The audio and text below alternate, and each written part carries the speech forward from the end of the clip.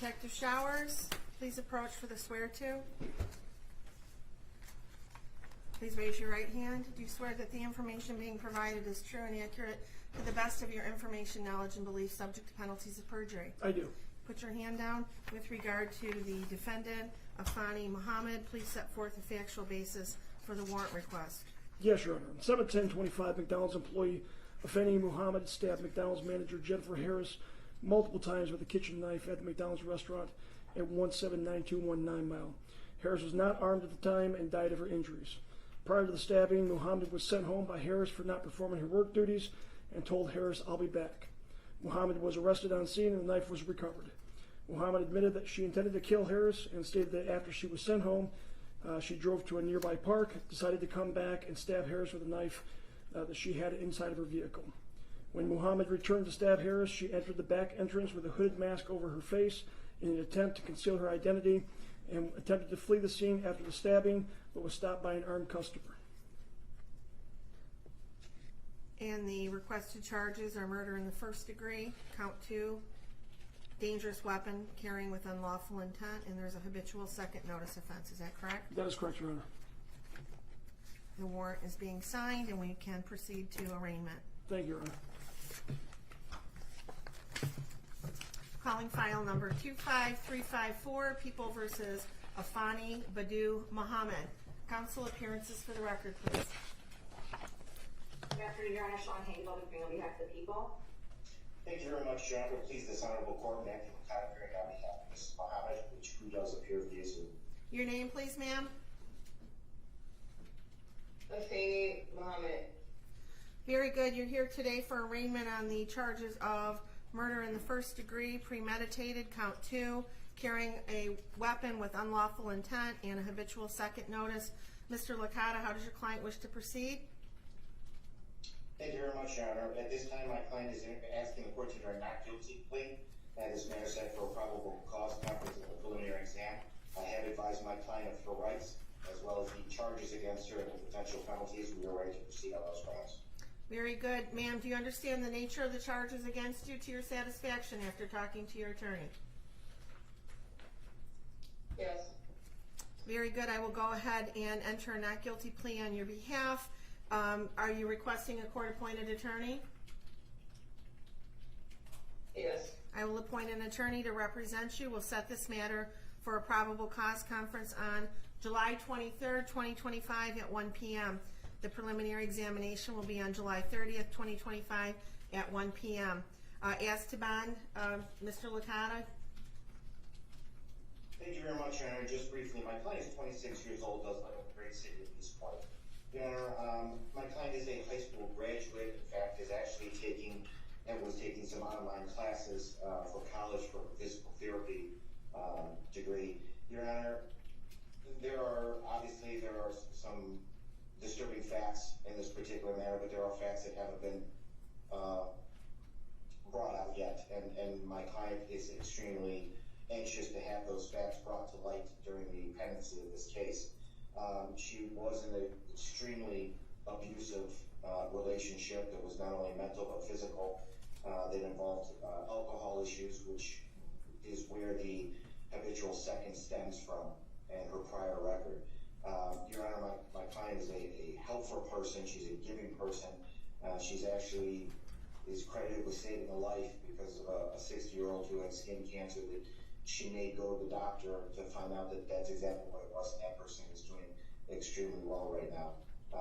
I understand the facts that have been laid out today in the warrant, but at this time, Your Honor, we are asking the court to consider a bond in this matter that is appropriate, that my client can meet so that she can meet with her attorneys and prepare her defense in this matter. Thank you. Thank you. On behalf of the people? Yes, thank you, Your Honor.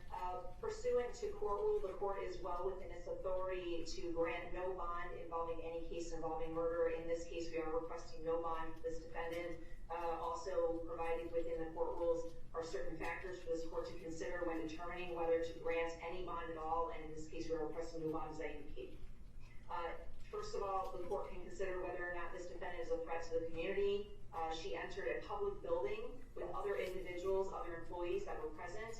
She produced a weapon that was a knife longer than 3 inches, and she stabbed the victim multiple times, up to possibly as many as 15 times, eventually causing her death. There were other employees that were present at the time, some of which attempted to help the victim after the stabbing occurred. That alone is enough to show that there is a threat to the community. She then ran from the building to her vehicle, presumably with the intent to flee from the scene. She was stopped by a helpful bystander. You're also able to consider the likelihood of conviction in this case, given the facts as laid out by Detective Showers and the information that the prosecutors have reviewed in order to charge this defendant. There is a very high likelihood of conviction. And then finally, the defendant does have a prior instance of at least one that I'm aware that involved a stabbing, similar obviously to the stabbing that occurred in this case involving a knife. So given all of those factors, and given the fact that this court does have authority to give no bond to defendants charged with murder, I am asking at this time for no bond in this case. Thank you, counsel.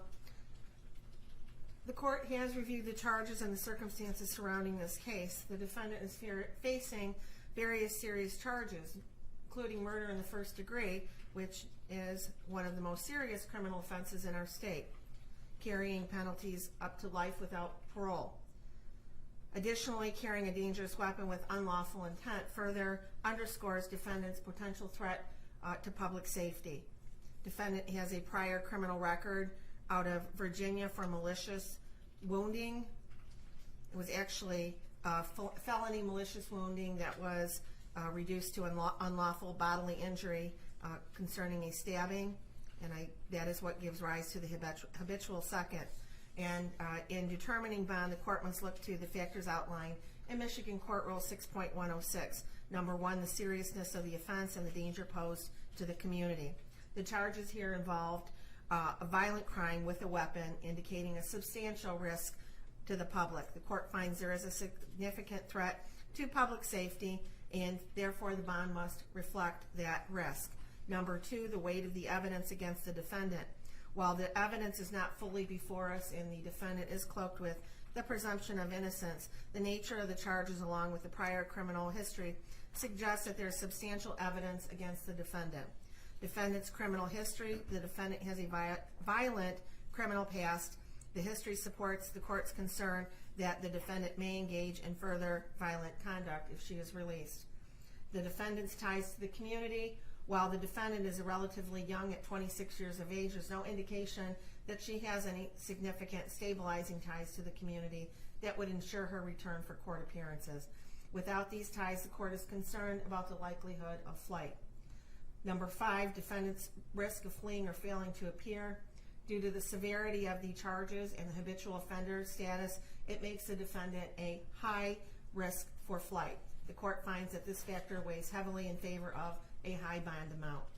Substance abuse or mental treatment: although there are no reports at this time suggesting that the defendant suffers from mental health or substance abuse issues that would mitigate the risks posed by defendant's release, the court is, after considering all of these factors, going to be setting bond at $25 million, cash surety only, with conditions. If the defendant is able to meet those conditions, she must be on a GPS steel cuff tether. She is not to leave the state of Michigan. She is to report her address within 24 hours of,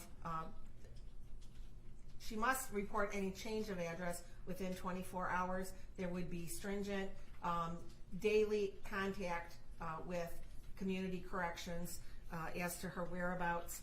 She also would be required to have alcohol and drug testing as condition of her release. There would be no contact with the family of the decedent. Any witnesses, she is not to return to McDonald's. And if she is unable to post the $25 million bond, she will remain in custody pending further proceedings. And that concludes this matter for today. We will see you back here, ma'am, on July 23rd at 1 o'clock for your probable cause conference. Thank you. Thank you, Your Honor. Thank you very much, Your Honor.